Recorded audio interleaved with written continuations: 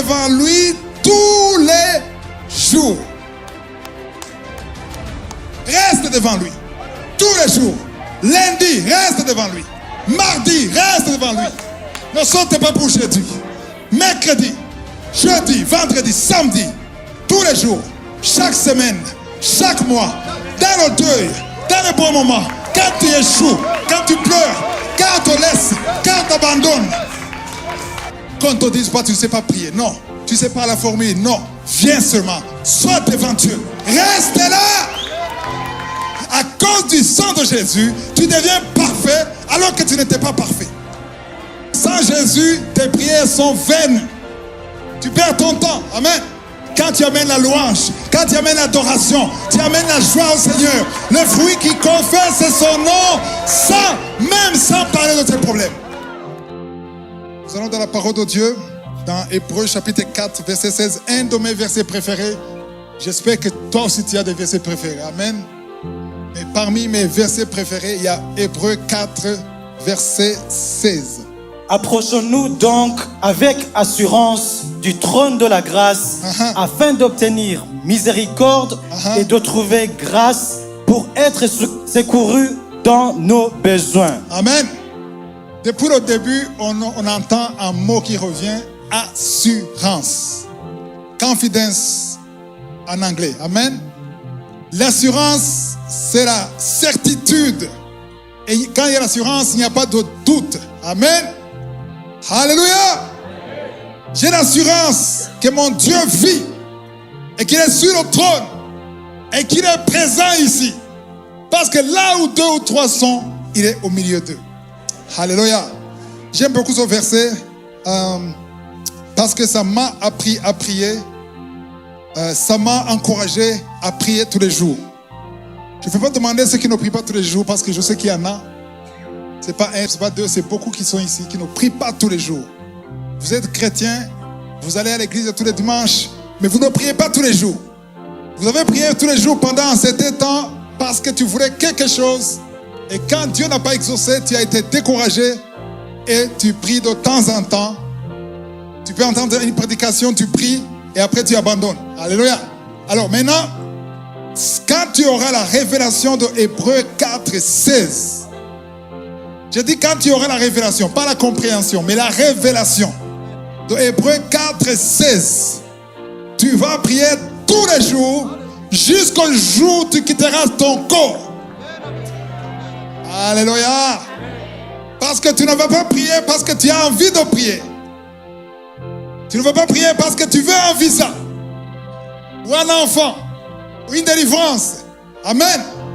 Tu vas prier parce que tu veux être devant lui. Amen, amen. Le titre de l'enseignement, c'est « Reste devant lui tous les jours ». Ne reste pas devant lui dimanche pendant les 40 jours. Beaucoup d'églises font 40 jours. D'autres font 21 jours. Et c'est bien. Et souvent, tu suis l'équipe, tu suis la foule. Mais ici, je ne parle pas de 40 jours de l'église. Je ne parle pas de 21 jours de l'église. Je parle de ta vie quotidienne. La vie de tous les jours. Alléluia. Quand tu vas comprendre ça, tu ne vas pas prier parce que tu veux quelque chose. Tu vas prier parce que tu veux être devant lui. C'est pour ça que le verset dit, approchons-nous donc avec assurance. Chez moi, j'ai souligné, approchons-nous. Approche-toi. Dis à ton voisin, approche-toi. Alléluia. Pourquoi on dit approche-toi? Quand on te demande de t'approcher de quelqu'un, ça veut dire que tu es loin de la personne. Alléluia.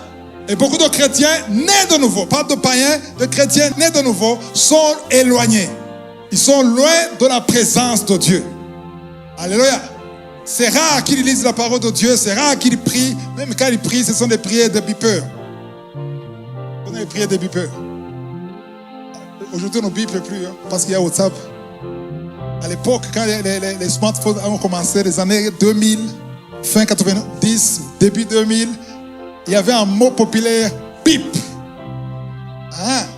Le bip, ça dit que tu veux quelqu'un, je veux parler à Arcel, et moi je n'ai pas des unités ou des crédits, ça dépend du pays.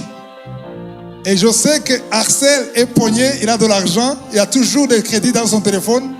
Et moi, je garde toujours les unités pour biper. Donc, celui qui garde les unités pour biper, il n'appellera personne. Il t'appelle et ce sont des spécialistes. La pousse comme ça. Ça appelle, paf! Moi, je connaissais à l'époque un jeune qui était un spécialiste de biper. Le temps que tu vas voir ça, il a déjà coupé. Alors maintenant, quand il a appelé, un jour il a appelé, et j'étais préparé. Et j'ai fait avant lui. Il a dit, pourquoi tu as appris ça? C'est parce que je voulais que tu appelles. Il y a des chrétiens qui ne veulent pas dépenser leur énergie. Amen. Tu dors, pendant que tu dors, Seigneur, tu as tout vu, je te fais confiance. Le matin, je te montre, je prépare la journée, tu connais tout, je mets dans tes mains, et tu sors. Mais ce que Dieu veut, c'est quoi? C'est la relation. Il veut que tu sois devant lui, que tu t'approches. Alléluia. Il veut que tu demeures, que tu ne bipes pas. Il veut que tu lui donnes l'importance, que tu le valorises. C'est pour ça que le verset dit, approchons-nous donc avec assurance du trône de la grâce. Dit trône de la grâce. Le trône de la grâce, c'est le trône de Dieu, parce que la grâce, c'est la puissance de Dieu. Du trône de la grâce, afin d'obtenir deux choses. La première chose, c'est quoi? La miséricorde. On ne peut pas être béni sans miséricorde. On ne peut pas avoir quelque chose sans miséricorde. Pourquoi? Parce qu'on ne mérite absolument rien. On ne mérite pas. De par notre nature. Qui sont des juifs ici? Par le sang. Est-ce qu'il y a un juif ici? D'abord, tu es naturellement disqualifié. Tu es accepté à cause de la miséricorde par le sang de Jésus. Et par le sang de Jésus, tu es devenu enfant de Dieu. C'est la miséricorde que tu as eue, malgré que tu n'es pas juif. Tu es considéré comme juif. Tu es considéré comme fils de Dieu, parce que Jésus a donné son sang. Alléluia. Donc, tu n'es pas parfait. Tu fais des choses parfois imparfaites, des choses qui sont mauvaises. Mais pour que Dieu t'écoute, il faut la miséricorde. Alléluia. Quand tu t'approches de lui, au nom de Jésus, tous les jours, il y a toujours deux choses. Il y a d'abord la miséricorde. Parce que sans la miséricorde, il n'y a rien qui va suivre. Il faut toujours la miséricorde. Pourquoi la miséricorde? Parce que quand tu viens au nom de Jésus, Dieu ne voit pas toi. Il voit qui? Jésus, le sang de Jésus. En fait, c'est comme ça que moi je suis venu à Christ en 1993. Amen. J'avais déjà pris la décision, mais ce qui m'a convaincu, c'est mon cousin qui m'expliquait que quand je prie au nom de Jésus, c'est comme si Dieu porte les lunettes. Il ne voit pas mes péchés à cause du sang de Jésus. Ah, ça a changé comment je vois les choses. À cause du sang de Jésus, tu deviens parfait alors que tu n'étais pas parfait. Donc c'est la première chose, la miséricorde. Amen. Dites miséricorde. Ceux qui écrivent, écrivez miséricorde. Amen. Sans la miséricorde, tu n'auras rien, soit spirituel, soit physique. Et il faut absolument la miséricorde, parce que toi, de tel que tu es, tu ne mérites rien. Tu as tout par la grâce de Dieu. C'est la miséricorde qui fait que Dieu te considère et que tu deviens plus important que les anges. Ça, c'est la première chose. La deuxième chose, c'est quoi? De trouver quelle grâce? Il y a beaucoup de sortes de grâces. La grâce, c'est pour faire quoi? Pour être... qui ne veut pas le secours ici? Nous tous, nous voulons un secours. Amen, amen. Donc, pour que Dieu intervienne dans ta vie, autrement dit, il faut que tu sois proche. Ceux qui sont loin, souvent, ils ne sont pas secourus parce qu'ils sont loin. Amen. Voilà pourquoi il faut être très proche du trône de la grâce every day. Tous les jours. Il faut être proche tous les jours. Alléluia. Alléluia. Trouver la grâce pour être secouru. Le jour où j'ai compris ce verset, heureusement, je l'ai compris très tôt. Amen. Il y a beaucoup d'années, presque 30 ans, que j'ai compris ce verset. Le jour où j'ai compris ce verset, j'ai dit que je vais me lever tous les jours tous les jours. Reste devant lui tous les jours. Même avec tes défauts, même avec tes faiblesses. Lui, tu n'es pas parfait. Tu es encore lié. Mais je parlais à mon corps. J'étais encore très jeune. Je me levais le matin. Je disais à mon corps, je faisais comme ça. Tu dois te lever. Je me souviens quand j'étais jeune converti, quelques 2-3 mois. Après une année, j'ai compris ce verset. Et j'avais une montre qui avait une alarme. Il n'y avait pas encore de téléphone portable. Amen. Je mettais à 4 heures du matin. Et quand ça sonnait, c'était difficile de se lever.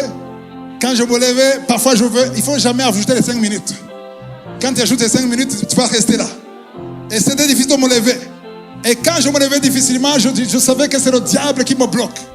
Et à l'époque, un jour, j'étais encore jeune, je voulais jouer avec le diable. Et ça sonnait, je faisais semblant de dormir. Je dis, je t'ai eu, Satan! Je me lève. Et je me levais. Et je passais du temps devant Dieu. Je ne savais même pas comment prier. Mais je dis, Seigneur, je viens devant toi. Parfois, je disais, je vais passer toute la nuit. Et quand je commence la prière, je commence à somnoler. Je dis, s'il faut dormir, je dors sur tes pieds. Mais je reste devant toi. Je veux que vous compreniez que quand tu es devant Dieu, même si parfois tu ne dis rien, mais tu es là. Il est content que tu sois là. Il n'y a pas un parent qui va réveiller son enfant. Pourquoi tu t'endors sur mes pieds? Sors, va dormir. Ça, c'est pas un parent. Alléluia. Mais s'il voit que tu fais un effort, aujourd'hui, il y a des enseignements de la grâce de Dieu qui disent qu'il ne faut pas faire un effort. Il ne faut pas faire un sacrifice. Si quelqu'un te dit ça, te dit que c'est l'Ancien Testament, il faut l'amener dans le Nouveau Testament, dans Romains 12, le premier verset, qui dit, offrez votre corps comme un sacrifice, pas mort, mais vivant. Ce qui sera pour vous un culte agréable à Dieu. Alléluia. Aujourd'hui, les enfants de Dieu sont fainéants. Ils sont paresseux. Ils veulent les choses rapides. Tu appuies le bouton et ça descend. Non, il faut que tu donnes ton corps comme un sacrifice. Alléluia. Va devant Dieu pour prier. Même si tu ne sais pas comment prier. Quelqu'un te dit, tu ne sais pas prier. Ça, c'est un menteur. Parce que la parole de Dieu dit, même Paul dit, nous ne savons pas comment demander. Mais quand nous ouvrons la bouche, dans Romains 8, Alléluia. Romains 8, quand nous demandons, nous ne savons pas comment demander. Mais l'Esprit de Dieu lui-même intercède pour nous avec des soupirs inexprimables. Tu ne sais pas ce qu'il faut demander. Tu demandes comme un enfant. Mais l'Esprit de Dieu sait ce qu'il faut demander. Pendant que tu tâtonnes, pendant que tu es dans la chair, tu luttes. Mais l'Esprit de Dieu, lui, sait comment. Dans Hébreu, il est dit que nous avons un souverain sacrificateur. Son nom, c'est Jésus. Alléluia. Il est constamment devant Dieu. Hébreu 7, verset 25. Il est dit que les souverains sacrificateurs intercèdent en faveur des saints. Ça, ce n'est pas l'Ancien Testament. C'est le Nouveau Testament. C'est-à-dire qu'au moment où, maintenant que je parle, quand tu pries, Jésus intercède en ta faveur. Quand tu pries en son nom.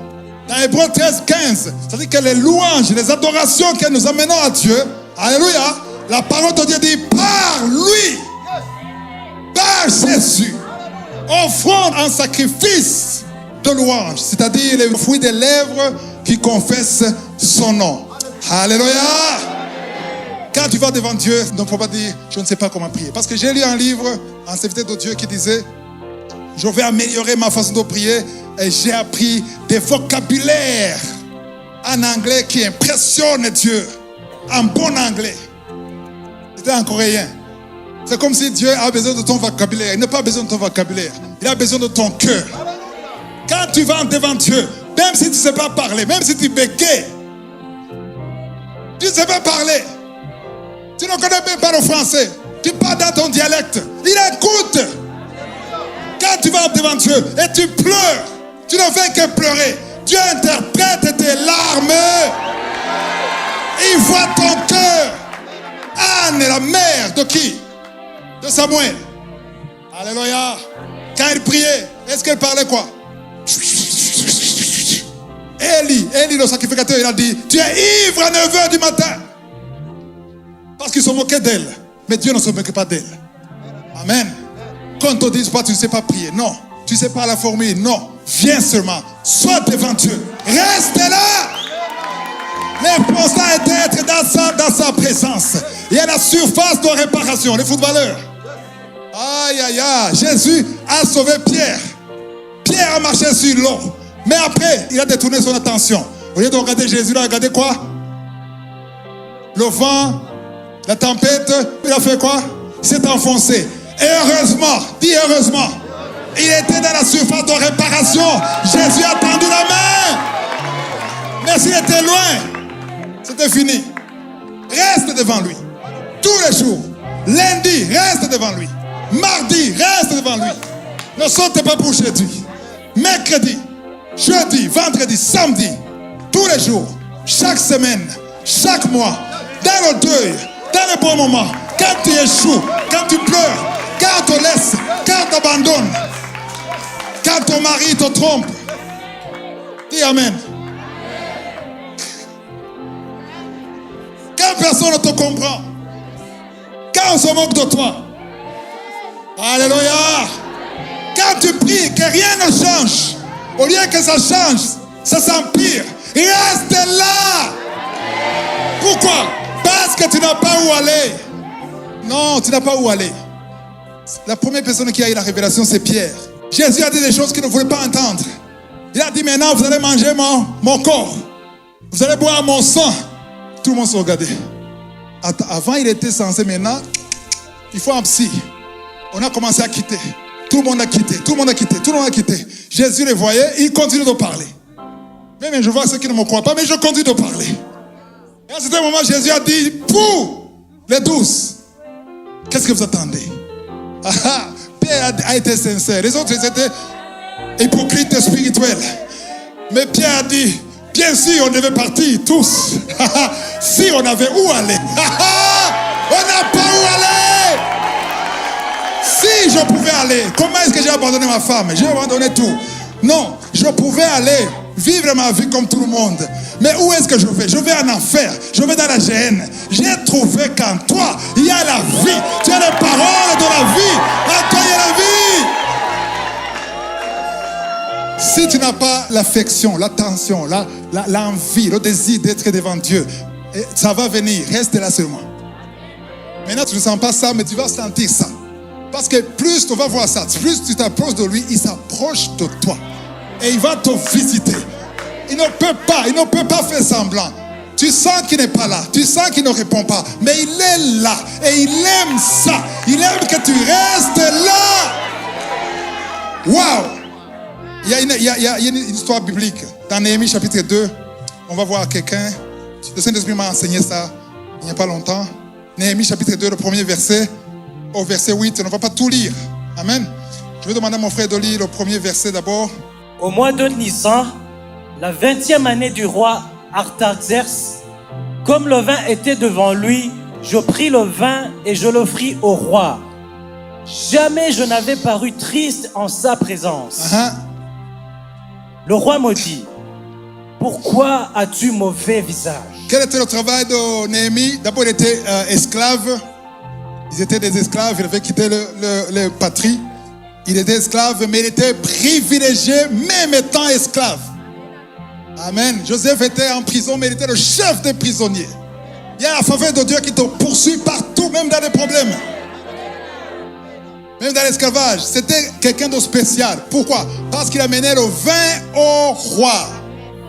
C'est un privilège d'être toujours devant le roi. Parce que les rois là-bas, à l'époque, ne travaillaient pas comme les présidents aujourd'hui. Il n'y avait pas beaucoup de décrets à signer. Ils passaient le temps à boire le vin, à s'amuser. Et ils donnaient le vin. Et dans l'Ancien Testament, écoutez-moi très bien, c'est l'Ancien Testament, dans Ecclésiaste 10, 19, le vin rend la vie joyeuse. On ne va pas voir le vin. C'est l'Ancien Testament. Le vin, c'est le symbole de quoi aujourd'hui? Saint-Esprit. Avant, on s'enivrait du vin. La parole de Dieu dit dans le Nouveau Testament, ne vous enivrez pas de vin, mais soyez remplis. Donc la joie ne vient plus maintenant spirituellement, ne vient pas du vin, mais ça vient du Saint-Esprit parce que c'est un des fruits du Saint-Esprit. Amen. Donc, restons dans la logique de l'Ancien Testament. Il ne faut pas le dire, il a dit, il faut boire le vin. Ça va. Non, c'est pas ce que j'ai dit. Mais le vin ici, quand on parle du vin dans l'Ancien Testament, ça symbolise la joie. Donc, Néhémie amenait la joie au roi.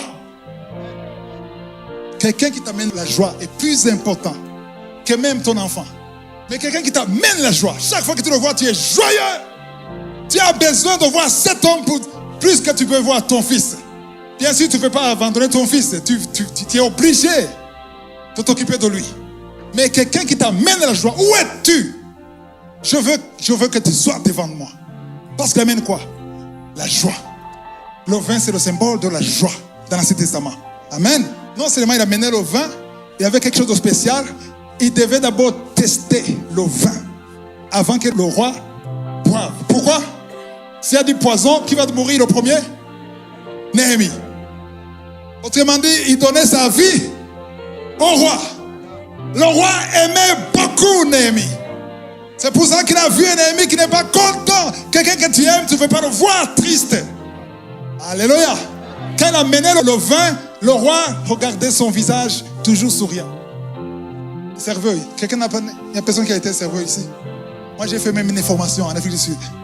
On nous dit, quand tu quittes la cuisine, même si tu as des problèmes à la maison, laisse tes problèmes dans la cuisine. Et quand tu sors de la cuisine, souris. Les clients n'ont pas besoin de tes problèmes. Ils ont besoin de ton sourire. Et si tu ne souris pas, tu n'auras pas le pouvoir. Et on sortait, on souriait forcé. Mais Ézéchiel ne pouvait pas parce que Jérusalem était brûlée. Les murs étaient complètement ébranlés. Amen. Le verset 2. Le roi me dit, pourquoi as-tu mauvais visage? Tu n'es pourtant pas malade. Attends, il dit, d'abord tu n'es pas gay, on voit ça. Mais pourquoi est-ce qu'il a dit, pourtant tu n'es pas? Comment est-ce qu'il peut être sûr? Pourquoi? Comment est-ce qu'il est sûr qu'il n'était pas malade?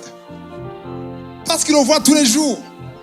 Il le voit tous les jours, il le connaît, il est sûr de lui. Quand tu es devant Dieu, Dieu connaît tout. Mais il est sensible à ta vie. Il y a des amis que tu connais, mais il y a des amis proches.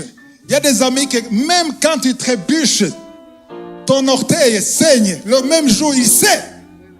Mais quand c'est un ami, tu te lèves le matin, tu vois sur statut RIP. Il a passé 2 mois, 3 mois à l'hôpital, tu es choqué. Qu'est-ce qui s'est passé? Est-ce que c'est ton ami? Quelqu'un qui est proche de toi, il connaît toute ta vie. Alléluia.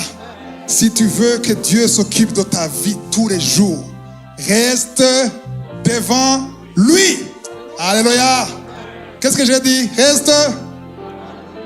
Alléluia. Reste devant lui. Reste dans sa présence. Amen. Donc, comme Néhémie était toujours devant le roi, et le roi était sensible, il a dit, pourtant tu n'es pas malade. Ce ne peut être qu'un chagrin de cœur. Donc c'est un chagrin que moi je ne vois pas, mais c'est quelque chose ne va pas. Est-ce que si Néhémie n'était pas devant le roi, est-ce que le roi dirait ça? C'est pas que Dieu ne voit pas tes problèmes. Mais il y a des problèmes que Dieu ne s'occupe pas. Pourquoi? Parce que tu es éloigné. Si tu veux la miséricorde, si tu veux la grâce pour être secouru, approche-toi. Approche-toi tous les jours. Alléluia. C'est pour ça que parfois tu t'approches parce que tu as des problèmes. Je ne dis pas que Dieu n'exauce pas, mais parfois il prend du temps. Pourquoi? Parce que tu as un esprit matérialiste. Tu viens juste pour avoir des choses, et quand tu as les choses, tu t'éloignes encore. Mais Dieu est touché quand tu veux tous les jours rester devant lui, même quand la chair ne veut pas, même quand le corps ne veut pas, tu décides d'être devant lui, tu ne veux pas aller ailleurs avant d'être devant sa présence. Alléluia. Et ça, j'ai beaucoup aimé quand il a dit, tu n'es pourtant pas malade. Et verset 3, qu'est-ce qu'il a répondu? Et je répondis au roi, que le roi vive éternellement. Comment n'aurais-je pas mauvais visage lorsque la ville où sont les sépulcres de mes pères est détruite et que ses portes sont consumées par le feu? Ok, d'abord ici, quelque chose qui est intéressant. Néhémie n'est pas venu devant le roi pour parler de ses problèmes. Oui ou non? Il n'a pas parlé de ça. Alléluia. Quelle est la leçon? On dirait que vous ne comprenez pas ce que je dis. Quelle est la leçon à tirer ici? Quand tu es devant Dieu, quand tu es devant quelqu'un tous les jours, tu n'as pas besoin de lui dire que tu as un problème. Ce côté, on comprend, mais là, on ne comprend pas encore. J'ai dit que quand tu es constamment devant quelqu'un, souvent, tu n'as pas besoin de dire, j'ai un problème. Quelque chose ne va pas. Non, tu n'as pas besoin de dire ça. Parce qu'il est avec toi, parce que tu le vois tous les jours, tu sens que quelque chose a changé. Néhémie n'a pas approché le roi pour lui demander un service. Il n'a rien demandé. Il a fait son travail. Il a amené la joie. Il a amené le vin. Quand tu amènes la louange, quand tu amènes l'adoration, tu amènes la joie au Seigneur. Le fruit qui confesse son nom, sans parler de tes problèmes. C'est bien de parler de tes problèmes. Écoutez-moi, Philippiens 4 et 6, ne vous inquiétez de rien, mais faites connaître à Dieu vos besoins, par des prières, des supplications, et surtout avec action de grâce. Quand tu pries, il faut toujours, on va voir ça, il faut toujours parler de sa bonté. Quand tu parles de la bonté de Dieu, quand tu parles de la grandeur de Dieu, tu amènes le vin, tu amènes la joie. Alléluia. Et quand tu amènes la joie, Dieu est satisfait de la joie, mais il voit qu'il n'y a pas de joie. Et il s'inquiète, qu'est-ce qui ne va pas? Quelle est la question qu'il a posée? Carré, verset 4. Et le roi me dit, que demandes-tu? Hey! Wow. Qui aimerait entendre cette question de Dieu? Je suis le seul. Le papa dit, quand même. Si Dieu te dit, que demandes-tu? Seigneur, je suis content que tu me poses la question. En fait, je voulais ça, mais je voulais d'abord te donner la joie. Et maintenant, tu me demandes ce que je veux. Alléluia. C'est pas lui, c'est pas son initiative de parler de Jérusalem. Mais c'est le roi lui-même qui a dit, que demandes-tu? Alléluia. Et il a dit, je veux ça, ça, ça. Amen. Il y a un problème chez nous. Le lobby de Jérusalem est brûlé. Donc il n'y a rien. Il me faut, je dois y aller. Je dois mobiliser tout le monde. Qu'est-ce qu'il faut? Si vous continuez à lire, on n'a pas le temps de lire tout ça. Continuez à lire. Il dit, il me faut ça, il me faut du bois. Je te donne le bois. Quoi d'autre? Je veux la recommandation, une lettre. On te donne la lettre. Quoi d'autre? Tout ce qu'il a demandé. Il a même dit, tu veux combien de temps? Donne-moi le temps que tu veux. Je te donne le temps. Pourquoi? Parce que tu me donnes la joie. Il disait, je ne veux pas te voir dans cet état. Je veux te voir souriant, heureux. Dieu ne veut pas nous voir pleurer. Dieu ne veut pas nous voir nous lamenter. Il veut nous voir heureux, satisfaits. Voilà pourquoi il dit, que demandes-tu? Mais pour qu'il dise ça, il faut que tu donnes la joie. Comment est-ce qu'on donne la joie à Dieu? C'est l'obéissance et l'adoration. L'obéissance, l'humilité et l'adoration. Quand tu fais ces trois choses, tu sais que tu donnes la joie à Dieu le Père. Et quand tu donnes la joie à Dieu le Père, il va s'occuper de toi. Il va te demander, je vois que quelque chose, tu n'es pas malade, mais dans le cœur, quelque chose ne va pas. Qu'est-ce qu'il te faut? Cette question, on ne pose pas à n'importe qui. On pose la question à qui? À la personne qui t'apporte la joie. S'il y a quelqu'un dans ta vie qui te donne la joie, tu ne veux pas le voir triste. Parce que si la personne est triste, c'est toi qui perds. Tu veux qu'il continue à te donner un bon vin. Une joie. Alléluia. Waouh, il y a un verset aussi très important. Psaume 91, le premier verset. Psaume 91. Celui qui demeure sous l'abri du Très-Haut repose à l'ombre du Tout-Puissant. Celui qui demeure sous l'abri du Très-Haut. Ici, j'ai souligné demeurer. Ce n'est pas aller seulement, mais c'est demeurer. Quand tu vas prier, tu vas là-bas, tu te poses. Les prières, rush. Non! Il faut te lever tôt. Il faut aller au lit tôt. Et de te lever tôt. Quelqu'un me dit, non, je ne peux pas me lever à 4 h du matin. Pourquoi? Parce que tu dors à minuit à regarder un match de Barça contre qui? Je ne sais pas. Barcelone comme Real, je ne sais pas. Et tu dors à 1 h du matin et tu vas te lever à 4 h du matin. Ça ne marche pas. Va dormir très tôt. Les séries de télévision, mets à côté. Et lève-toi très tôt. Quand tu as le temps. Amen. Prends ton temps. Dis, Seigneur, je veux prendre mon temps. Je viens devant toi. Peut-être que tu ne sais pas parler en langue. Ça ne dérange pas Dieu. Dieu ne veut pas que tu parles en langue. Quand tu parles en langue, c'est bon si tu te divises toi-même. Mais Dieu n'a pas besoin de tes langues parce que Dieu écoute le langage de ton cœur. Amen. Tu vas devant Dieu, tu ne sais pas formuler les phrases. Non, sois devant lui seulement. Et humilie-toi. Reconnais sa grandeur. Approche-toi de son trône. Alléluia. Quand tu t'approches, tu demeures sous l'abri du Très-Haut. Et tu vas reposer où? L'ombre. S'il y a un arbre ici, il y a l'ombre ici. Si tu veux profiter de cette ombre, il faut être sous l'arbre. Si tu es loin, tu ne peux pas bénéficier de l'ombre. Amen. Alléluia. Il y a un autre verset. Jacques 4, verset 8. Approchez-vous de Dieu et il s'approchera de vous. Répète. Approchez-vous de Dieu. Approchez-vous de Dieu. Et il s'approchera de vous. Action, réaction. Aïe, aïe, aïe. Est-ce que derrière vous êtes avec moi? Vous êtes avec moi? Quand on s'approche de lui, il fait quoi? Quand on s'approche de lui, il s'approche de nous. Mais quand tu t'approches de lui avec orgueil, il fait quoi? Il te résiste. Il ne s'éloigne pas. Jacques dit, il te résiste. Il résiste aux orgueilleux. Amen. Et quand tu es humble, alléluia. Ne dis pas, je suis content que tu t'approches. Non, non, non, non. Tu t'approches, moi je viens. Moi j'aime provoquer Dieu qu'il vienne. Alléluia. Chaque matin, je dis, Seigneur, je viens et je suis sûr avec assurance dans mon cœur que comme je m'approche de lui le matin, j'ai quitté le lit, j'ai abandonné tout, je suis enfermé. Quand tu pries, enferme-toi, je suis devant lui, je sais qu'il s'approche de moi.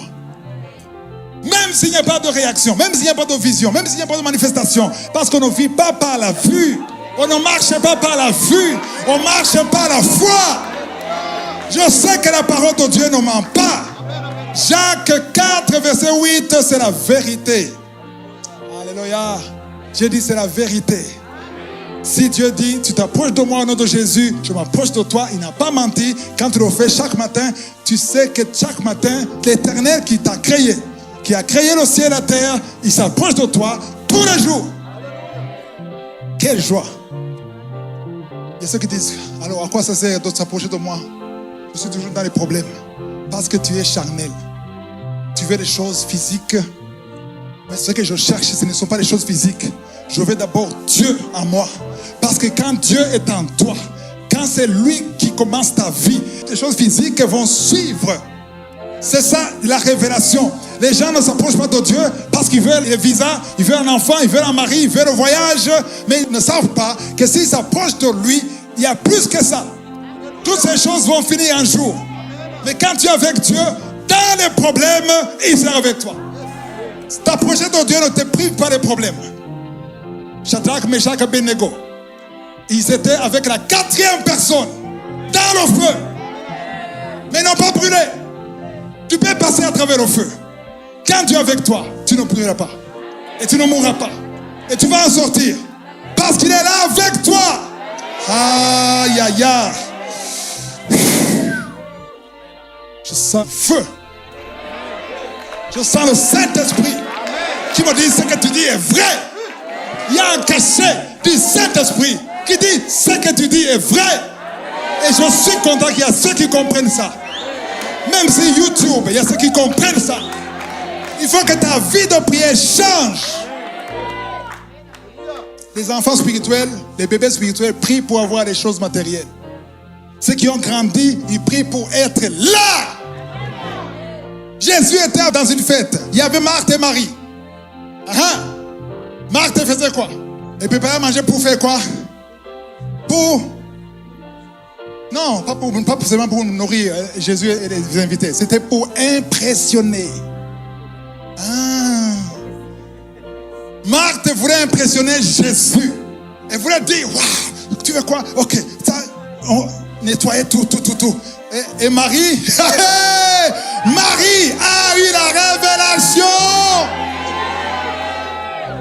Elle a dit, moi je viens sur tes pieds et je m'assois là-bas.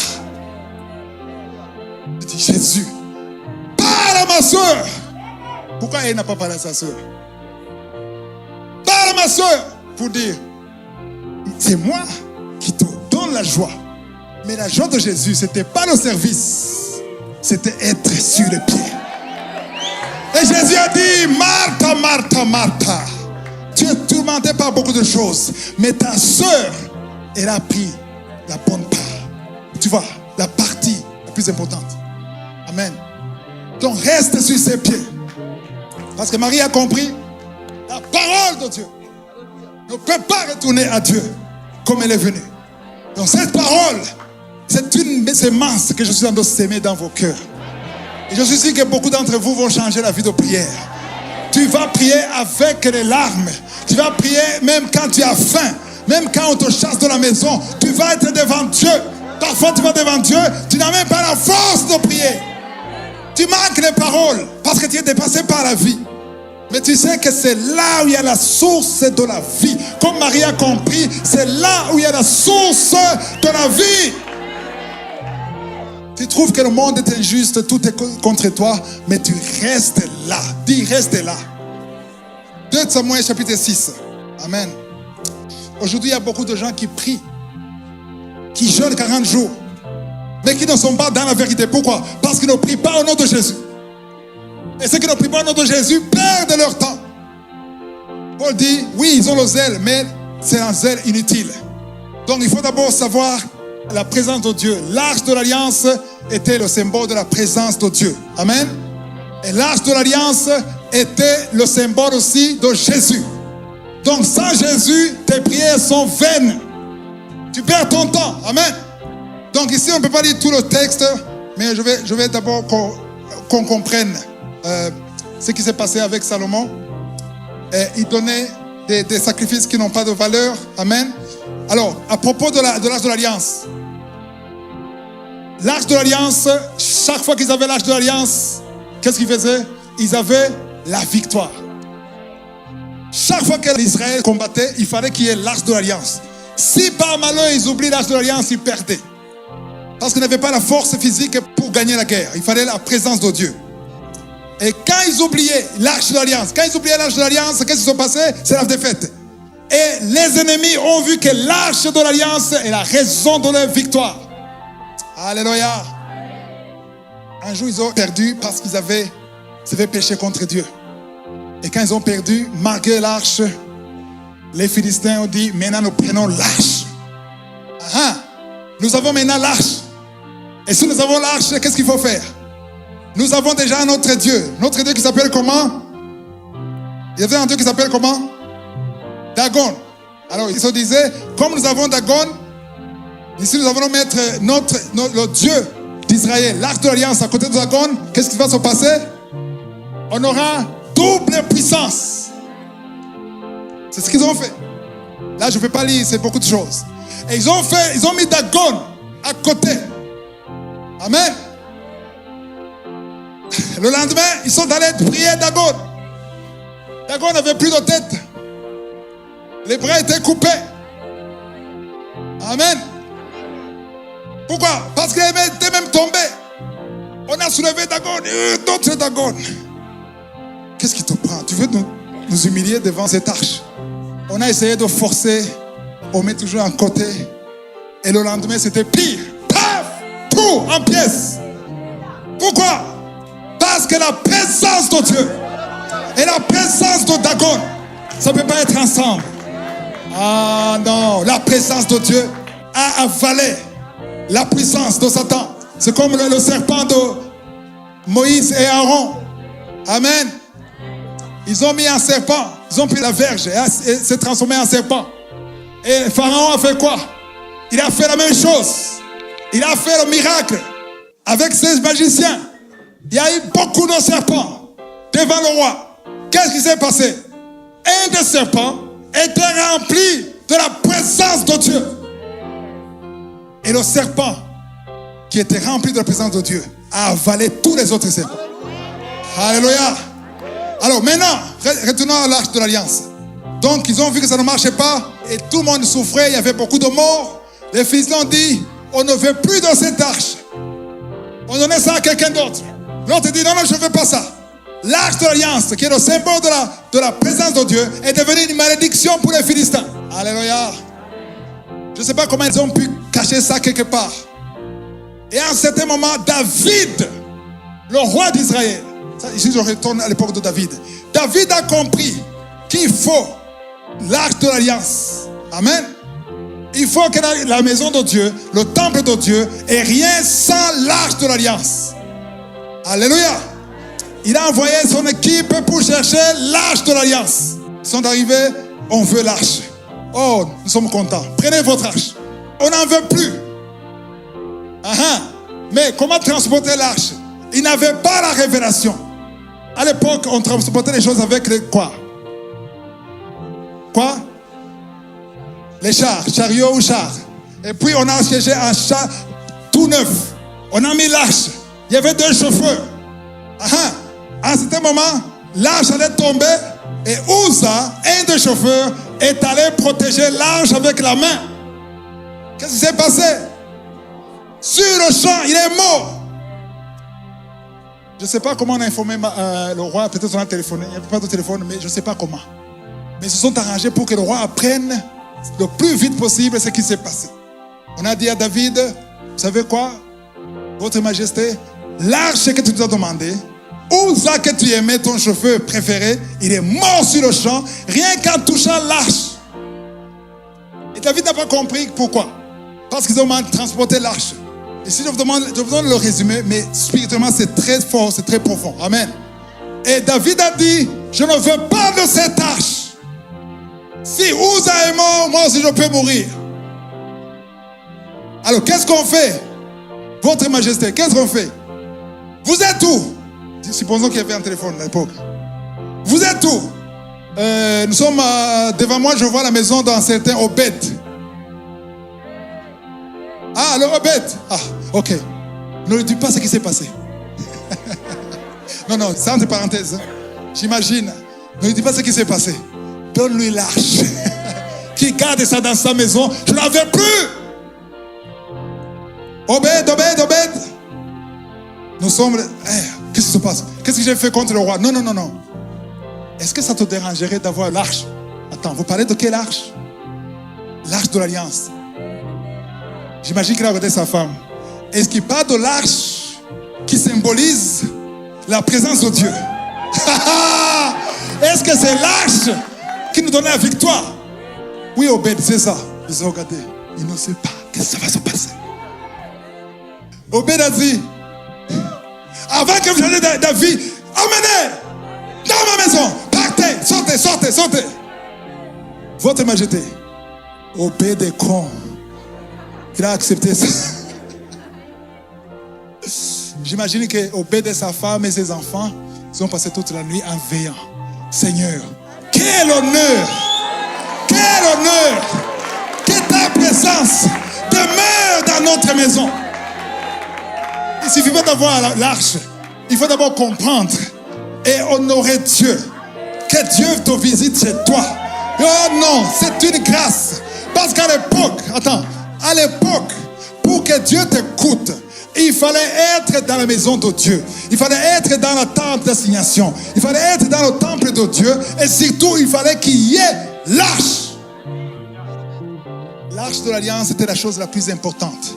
Même quand Dieu a donné le plan de construire le tabernacle, il a commencé pas par la fondation, pas par les rideaux, il a commencé par l'arche. Quand il n'y a pas d'arche, le temple est nul et vide. Donc il a compris que c'est une grâce d'avoir l'arche. Il a gardé soigneusement l'arche. Il savait que la présence de Dieu est dans cette maison. Alléluia. Alléluia. Alléluia. Qu'est-ce que la parole de Dieu dit de l'arche? Verset 9. David eut peur de l'Éternel en ce jour-là. Et il dit, comment l'arche de l'Éternel entrerait-elle chez moi? C'est comme ça quand il a entendu que Uza est mort. Verset 10. Il ne voulut pas retirer l'arche de l'Éternel chez lui dans la cité de David. Et il la fit conduire dans la maison d'Obed-Édom de Gath. Verset 11, écoutez verset 11. L'arche de l'Éternel resta 3 mois dans la maison 3 mois dans la maison d'Obed-Édom. Et l'Éternel bénit Obed-Edom et toute sa maison. Yeah! Pendant 3 mois, alléluia, toutes les dettes d'Obed-Edom étaient payées. Pendant 3 mois, si la femme ne pouvait pas tomber enceinte, elle est tombée enceinte. Pendant 3 mois, les enfants qui étaient drogués étaient transformés. Toute la maison et ceux qui se trouvent dans la maison, ceux qui étaient dans la maison, s'il avait des chèvres, s'il avait des vaches, quelqu'un a dit que même les souris ont été bénis. Tous ceux qui étaient dans la maison étaient bénis. Parce que la présence de Dieu remplissait la maison d'Obed-Edom. Aïe, aïe, aïe. 3 mois. 3 mois. Alléluia. Si c'est toi, tu aimerais combien de mois? Jusqu'à ce que tu meurs. Moi aussi. Si on me donne l'arche de l'alliance, et on vient, parce qu'on va voir comment on a retiré l'arche. Si on vous retire l'arche, il faut d'abord me tuer. Si tu veux l'arche, tue-moi d'abord. Parce que si tu ne me tues pas, non. Je vais te coller à l'arche. Parce que je veux la vie. La vie se trouve en Jésus. La vie de Dieu se trouve en Jésus.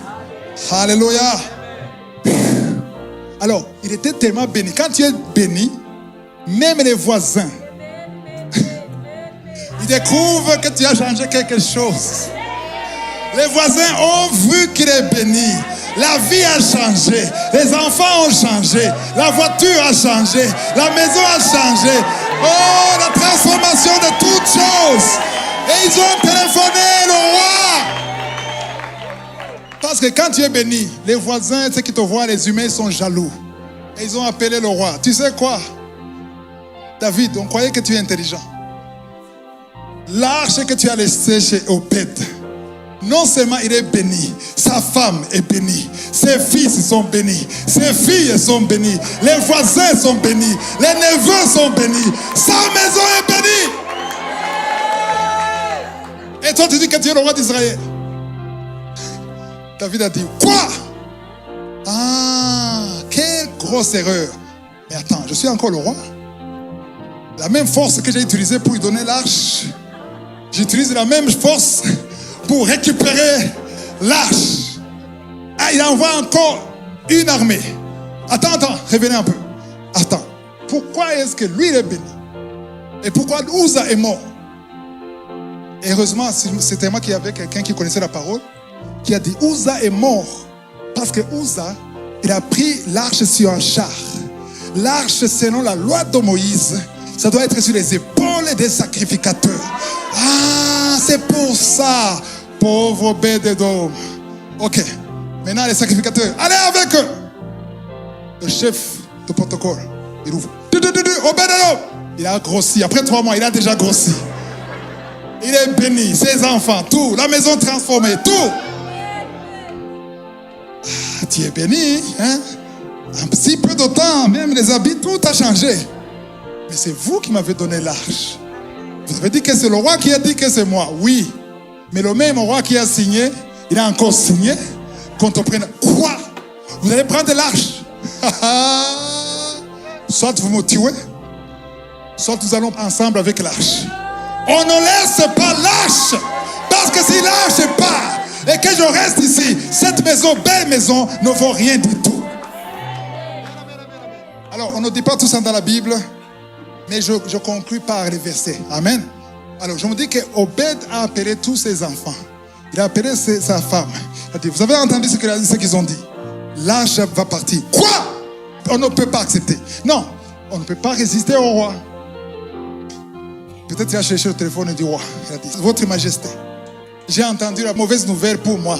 Bonne pour toi, mais mauvaise pour moi. Tu veux me prendre l'arche? Oui, tu es béni alors que moi je suis le roi. Je te demande une faveur. Je vais rester avec l'arche. Tu n'es pas un sacrificateur. Tu ne peux pas mettre ça sur l'épaule. Mais je n'ai pas demandé ça. Je vais être proche de l'arche. Hey! Je vais être proche de l'arche. Alors comment? Tu veux être le chauffeur? Non. Parce que quand l'arche sera dans le temple de Dieu, vous n'aurez pas besoin de chauffeur. Alors qu'est-ce que tu veux?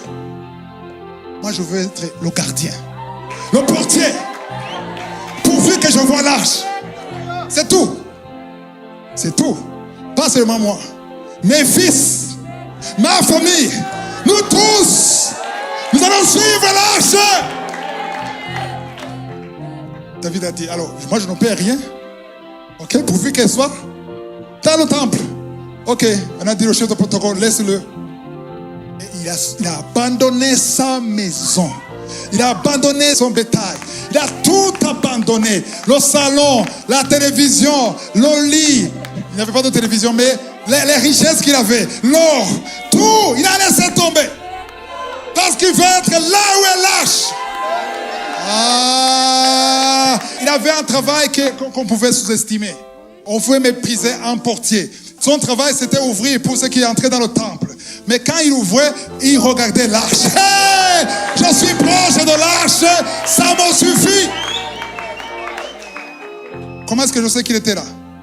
1 Chronique 15, 24. Shebania, Josaphat, Nathanaël, Amasai, Zacharie, Benadja et Eliezer, les sacrificateurs, sonnaient des trompettes devant l'arche de Dieu. Ok, là ce sont des sacrificateurs. Ok, maintenant Obed-Edom et Jeshidja étaient portiers de l'arche. Ils étaient portiers. Autrement dit, ils ouvraient la porte. Pour voir l'arche, il faut qu'ils ouvrent la porte. Mais lui, il avait une révélation que les autres n'avaient pas. Parce que les autres venaient juste pour un temps et ils partaient. Lui n'était pas sacrificateur pour rester là. Il était un portier, il était forcé de rester là, même s'il n'était pas sacrificateur. Mais toi, la parole de Dieu dit que tu es roi et sacrificateur. Donc, toi, tu as le privilège que lui n'avait pas. Tu n'es pas appelé à être un portier. Tu es appelé à être un sacrificateur qui sonnait la trompette, qui portait l'arche sur le pôle.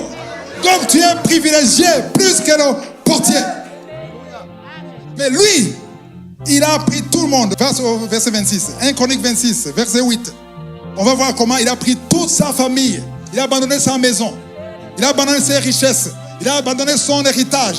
Quand tu comprends qui est Jésus, tout ce que tu as, la richesse, l'argent, le compte bancaire, tous les titres que tu as au travail, tout ça ne veut rien dire. Ne veut rien dire devant Jésus. Les gens se moquent de Jésus parce qu'ils ne connaissent pas Jésus. Parce que Jésus, c'est le symbole de la présence de Dieu. Quand tu veux que Dieu soit présent dans ta maison, tu dois privilégier Jésus tous les jours. Tu vas prier tous les jours au nom de Jésus. Parce que même quand tu ne sais pas comment adorer, tu ne connais pas le nom de Dieu, tu ne connais pas toutes ces choses, mais tu connais Jésus. Parce que la parole de Dieu dit qu'il intercède pour nous. Il intervient pour toi. Il filtre tes paroles. Et ça arrive devant Dieu étant parfait. 1 Chronique 26, verset 8. Tout cela étaient des fils d'Obed-Edom. Eux, leurs fils et leurs frères étaient des hommes pleins de vigueur et de force. Attends, tout cela était quoi? Des fils d'Obed-Edom. Attends, vous souvenez ça? Les fils de qui? Non, il n'est pas parti seul. Ici, on parle des portiers. Il a eu la faveur. Parce qu'il a gardé l'arche pendant 3 mois. Il a eu la faveur de prendre sa famille, tous ses fils, les fils d'Obed-Edom, eux, leurs fils, leurs frères, aïe aïe aïe, toute la famille était quoi? Des hommes pleins de vigueur et de force pour le service. Ça, c'est la bénédiction. Alléluia. Dieu les a bénis, il les a donné la vigueur, la force pour le service. 62 d'Obed-Edom. Waouh. Combien? 62.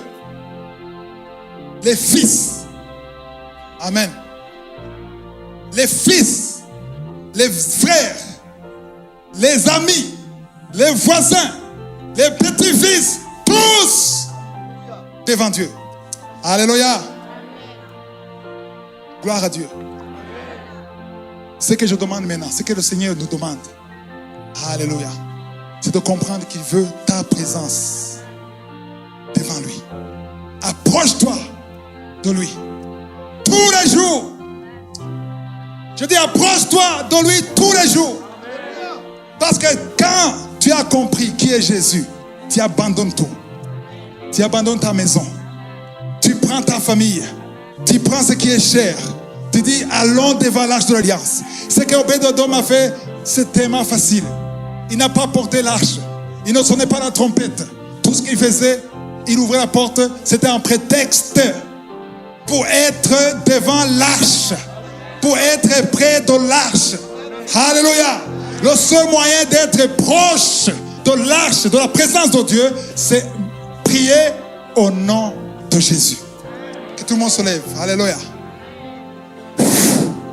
Qui est béni par la parole?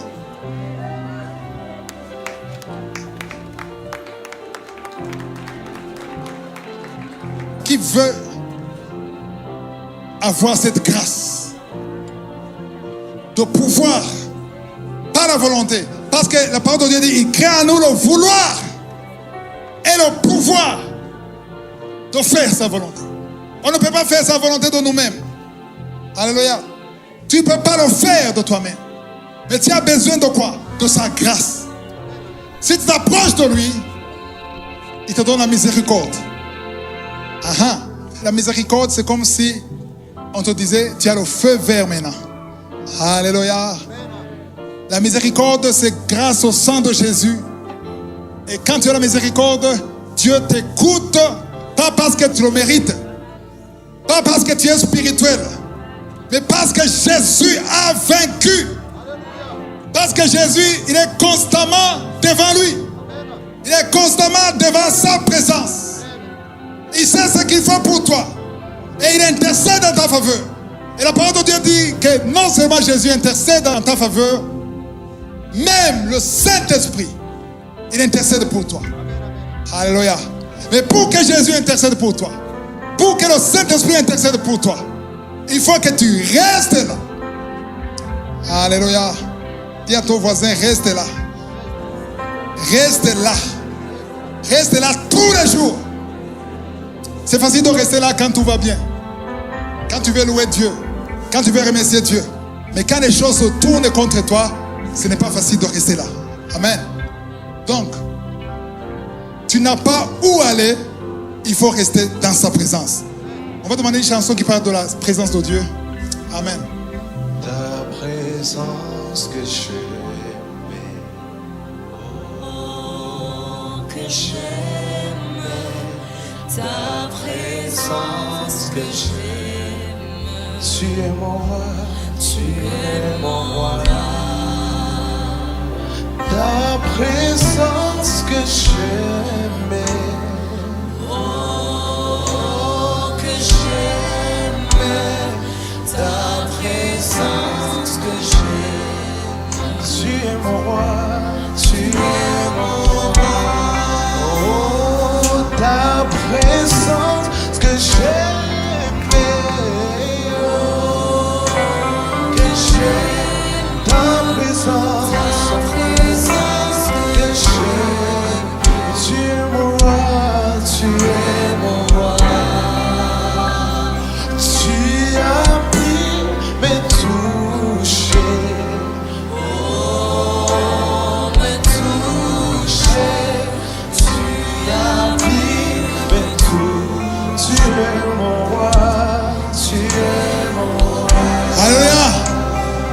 Pendant qu'ils chantent, je vois des gens, je voyais des hommes et des femmes qui sortaient dans une sorte de cave. Amen. Nous allons prier. Ceux qui avaient abandonné la vie de prière, que la vie de prière ressuscite. La mort de la prière doit ressusciter. La prière doit ressusciter. Alléluia. Si tu veux vraiment la visitation, lève la main. Alléluia. Alléluia. Commence à prier, commence à prier, commence à prier. Thank you, Lord. Il y a la présence, il y a le Saint-Esprit qui bouge maintenant. Il bouge, il touche les gens ici. Parle, ouvre la bouche. Dis Saint-Esprit, visite-moi. Parle, parle, parle. Parle. Il veut t'entendre. Ouvre la bouche. Tu veux parler. C'est pas à moi que tu parles. Tu parles à lui.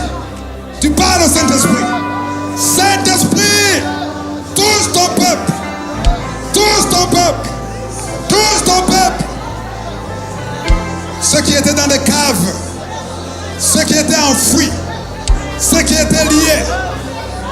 étaient abandonnés, qui reviennent devant toi.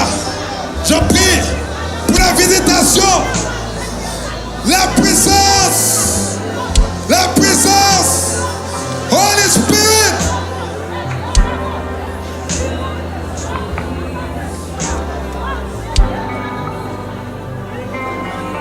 Saint-Esprit, touche ton peuple. Ceux qui n'avaient plus la prière aujourd'hui. Le feu, fire. Le feu du Saint-Esprit. La parole est comme le feu. Le feu dévorant. Alléluia. C'est comme un marteau qui brise le roc. Au nom de Jésus. Merci Seigneur. Merci pour la visitation. Il y a des hommes et des femmes qui sont touchés. Lève la main si tu veux être rempli du Saint-Esprit.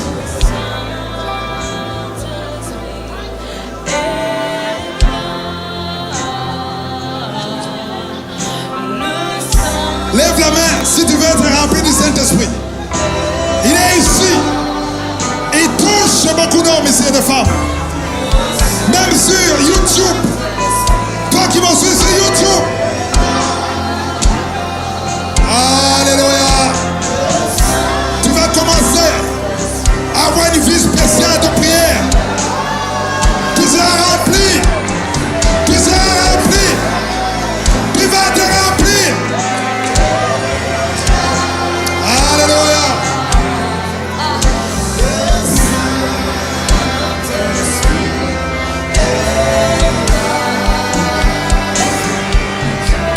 Merci Saint-Esprit, merci Seigneur. Merci.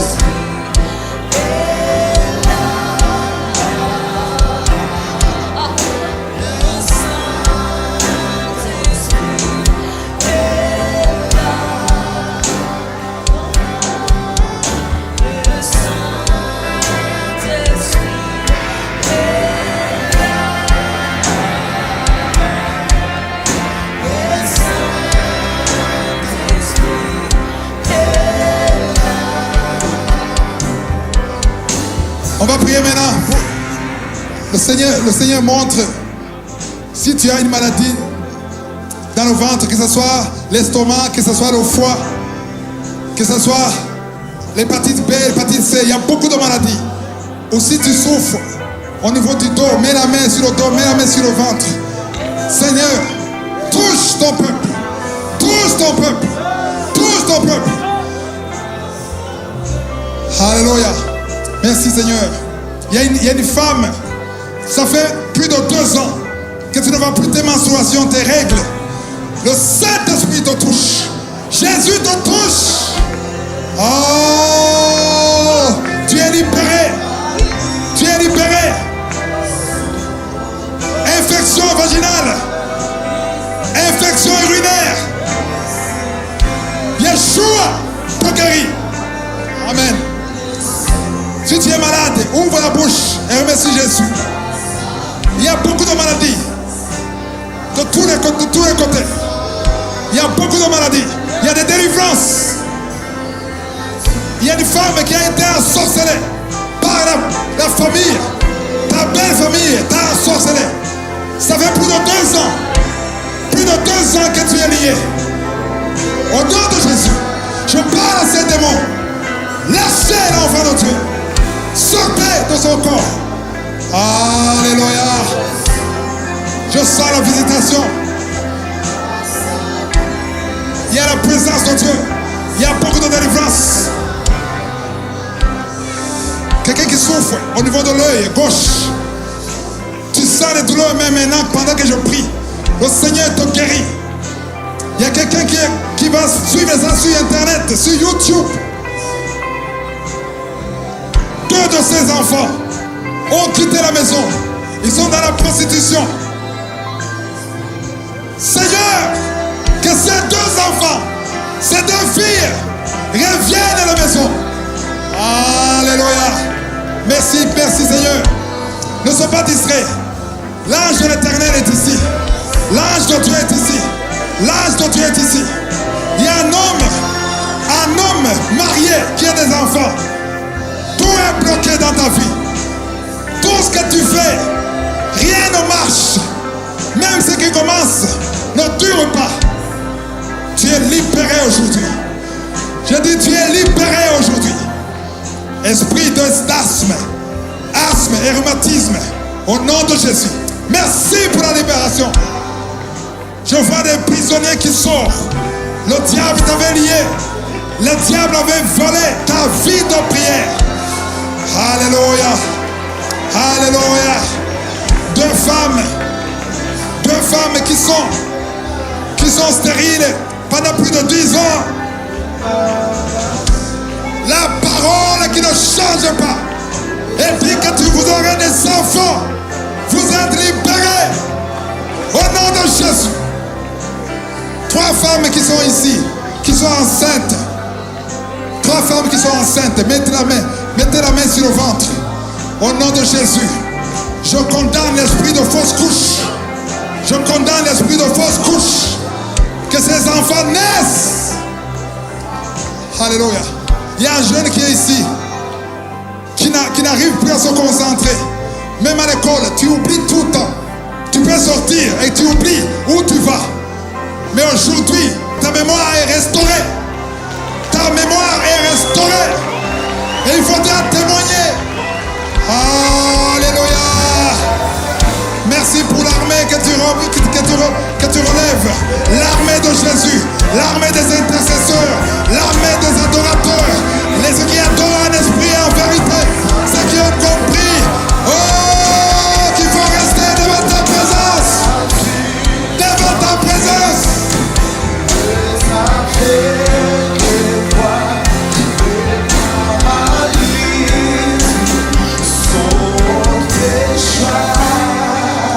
Quelqu'un qui a des vertiges, ça fait des mois que tu as des vertiges. Mets ta main sur la tête. Aujourd'hui, tu es libéré. Quelqu'un qui a un problème de rein, côté droit, le Seigneur te guérit. Merci, Seigneur. Que tout le monde acclame le Seigneur. Alléluia. Alléluia. Il y a une femme ici qui était liée par sa belle famille. Tu ne pouvais pas dormir la nuit. Tu pleures la nuit. Si tu es ici, je vais te demander à la fin de voir mon frère. Il est ici. Amen. Alléluia. Et aussi, ceux qui n'ont pas encore accepté Jésus comme le Seigneur et Sauveur. Alléluia. Tu ne peux pas être dans la présence de Dieu si tu n'as pas accepté Jésus comme ton Seigneur et ton Sauveur. Tu peux avancer ici un peu et regarder là-bas pour qu'on te voie. Il faut le voir. Alléluia. Il va vous aider. Sinon, ça ne sert à rien. Tout ce que j'ai dit, ça ne sert à rien. Amen. Alléluia. Au début, il y avait une grande résistance. Amen. Et plus je prêchais, je sentais que ça s'ouvrait. Alléluia. Alléluia. Est-ce qu'il y a des gens qui ont été guéris pendant la conférence? Pas ce soir, d'autres conférences. Est-ce que je peux le voir? Qui ont été guéris? Est-ce que vous témoignez? Est-ce que vous pouvez envoyer les audios de témoignages sur l'application de Kangoka? Amen. Parce que ce soir, il y avait beaucoup de visitations. Il y avait beaucoup de guérisons. Et sur YouTube, mais surtout ici, il y avait beaucoup de visitations. Parce que je voyais... Avant, je voyais les hommes et les femmes qui sortaient des caves. Et après, je voyais les prisonniers qui étaient libérés. Alléluia. Tu vas te rendre compte que tu commenceras à prier facilement plus qu'avant. Parce qu'il y a des liens qui ont été brisés. Alléluia. Il y a une visitation spéciale. Alléluia. Vous connaissez comment on termine ici? J'aime beaucoup les cris de joie. Alléluia. Les cris intentionnels. Quand on crie de victoire. Parce qu'il y a ceux qui ont senti la manifestation. Il y a ceux qui ont senti la manifestation pendant la prière. Amen. Et il y a beaucoup qui n'ont pas senti la manifestation, mais qui ont été visités. Amen. Et la meilleure façon pour moi, pour nous de remercier Dieu, c'est de crier pour lui. Un cri de victoire. Alléluia. Alléluia. Ceux qui sont au dehors, ils vont penser que c'est juste des émotions, c'est émotionnel. Mais moi, je sais que c'est spirituel. Amen. Chaque fois que le peuple d'Israël criait, parfois les ennemis fuyaient alors qu'ils n'avaient même pas des armes. Juste d'entendre le cri des enfants de Dieu, ils fuyaient. Amen. Quand le mur de Jéricho est tombé, c'est à cause des cris des enfants de Dieu. Parce que quand nous crions au nom de Jésus, je dis bien au nom de Jésus, les forces des ténèbres, les dominations, les autorités,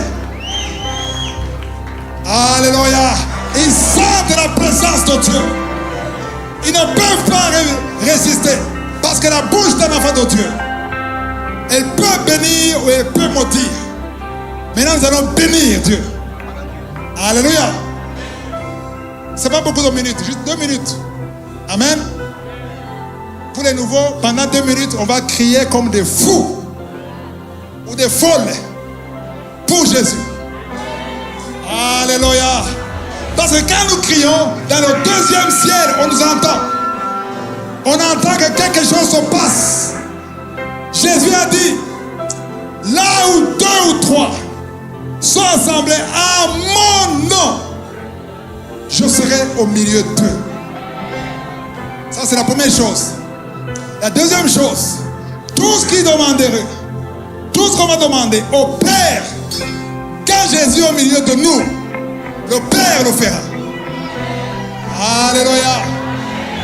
C'est notre façon de dire merci Seigneur pour la visitation. Merci pour les guérisons. Merci pour les délivrances.